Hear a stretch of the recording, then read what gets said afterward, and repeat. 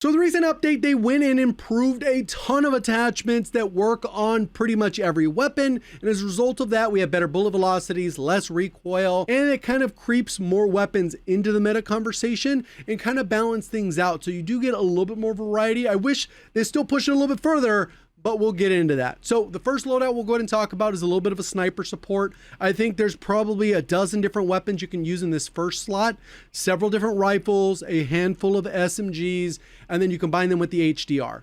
I know the Kar 98 is another alternative, but the HDR is probably what most people will use. And then the update to the other snipers wasn't a big enough impact to actually steal any shine from the HDR. Maybe in a dedicated sniper support video, I would cover more of those, but in today's, we'll go ahead and focus on this one here. So the sniper support version, it's built a little bit more mobile. It doesn't have quite the range or bullet velocity because it's not really necessary. Anyone at longer ranges, you're going to challenge at those ranges. Essentially, you're trying to solve for its weaknesses, which is to make it more like an SMG. And if you were going to use an SMG, you'd make it more like a rifle. So you get a little bit more range, a little bit of bullet velocity, and less recoil. And then for the HDR, it's kind of pretty much a similar build. Some people will get rid of the rear grip and put on a stock, but other than that, it's pretty much the same build. If you want to go ahead and go with 8 attachments, you can go ahead and put on something that helps with a little bit of stability on the laser side, maybe go an extended mag. But for the most part, these are kind of the 5 most important attachments, at least 4 out of the 5 most important attachments. So glad they fixed the firing range. Now it actually selects the loadout you're actually selecting. But overall, this gun, you're going to want to be able to use it up to about that target. I think it's still pretty good at that range, and then you would just swap out for your sniper when you're going to go ahead and snipe or whatever the case is.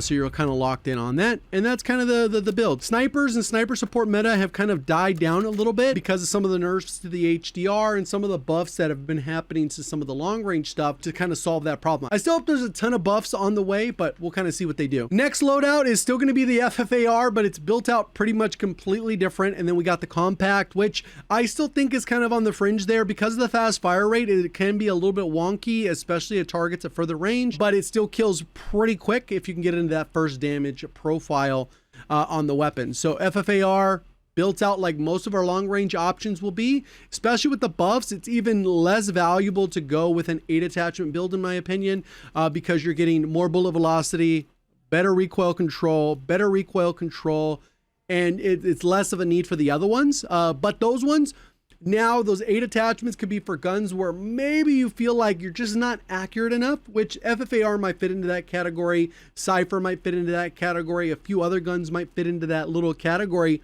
where just that little bit of extra oomph from maybe a recoil springs or over pressured is enough to go ahead and make you a little bit more accurate or that much more accurate to put it over the edge. So that's kind of that build.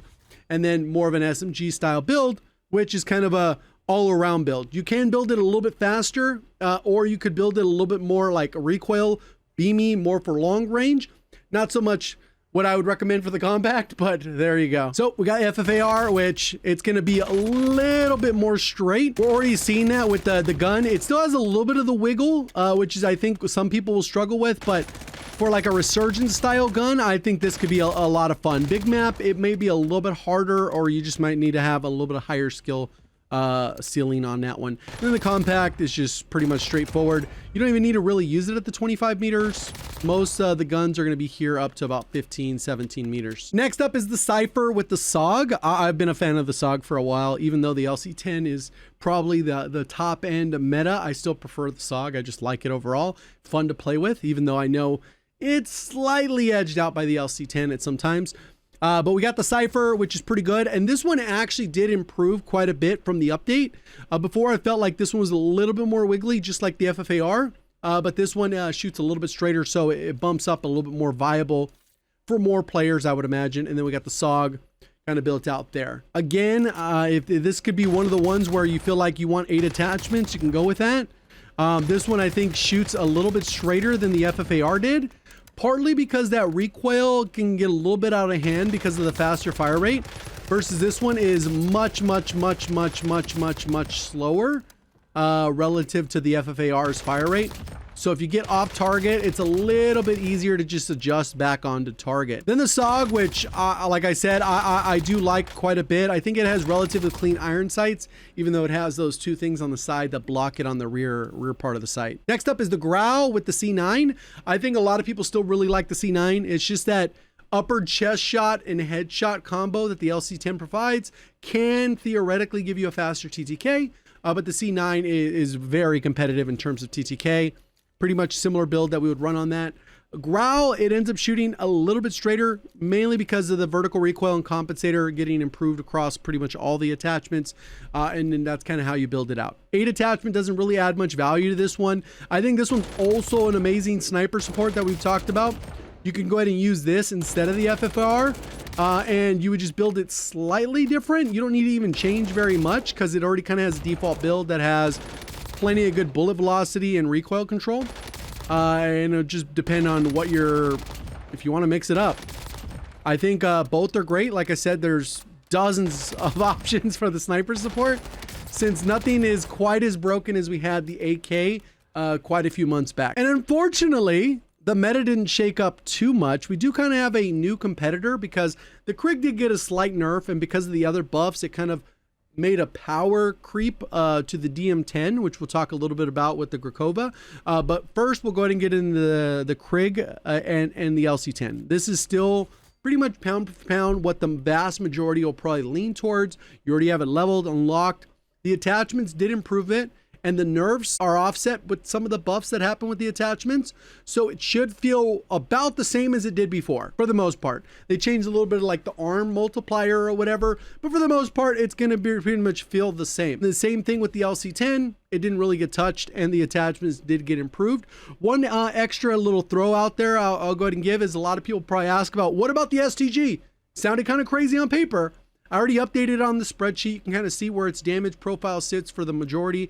I'm sure there's instances where it can kill faster, but it doesn't do anything particularly well. It is much easier to use. It still has a little bit of wiggle in the recoil, but if it's something you want to do, it's definitely viable to still be able to use something like the STG. But overall, you're still going to have a lot of reliability with a gun like this. The Grau, even the Kilo is still going to be a straight shooter. It doesn't kill quite as fast as some of the other options, so I didn't really include it. Like, obviously, if we had a 40, hey, we're going to do a loadout on every weapon. Yeah, we're going to have a 2-hour video, but realistically, I just chose certain guns to kind of include. Kilo is going to follow a lot of the same ideas when you're building the class out, the same way you're building these guns out. And then the DM10, I've decided to go with an 8 attachment. You could go with the 5. It's still very serviceable. You can achieve ridiculous amounts of bullet velocity with the DM10, especially with all the modifications that we've had. And then we got the Grekhova. So this is kind of the 8 attachment build, pretty much a straightforward build. Without the 8 attachments, you probably get rid of quick draw, overpressure, and you still have decent bullet velocity because this thing is cranking out at 1656, which is ridiculous. It's going to feel pretty close to hit scan.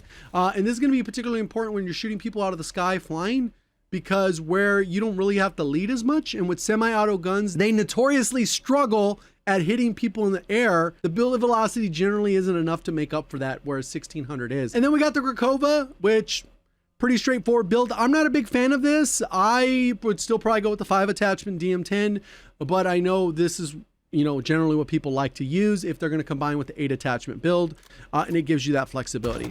So overall, it's really kind of hard to demonstrate this in the firing range because you can't like simulate a target like flying out of the air, but this thing will feel like hit scan. It does have a little bit of a weakness because beyond around 50 meters, it does have like a much slower TTK, and within that, it'll feel pretty disgusting. So it's about choosing your gunfights, closing the distance a little bit more. So I think the versatility of the Krig probably puts it ahead of this still, in my opinion. And even some of the other long range ahead of this. But this does give you a ridiculously broken TTK if you're going to go ahead and compete a little bit up close. Then you get this weird Grekhova with a big mag or whatever.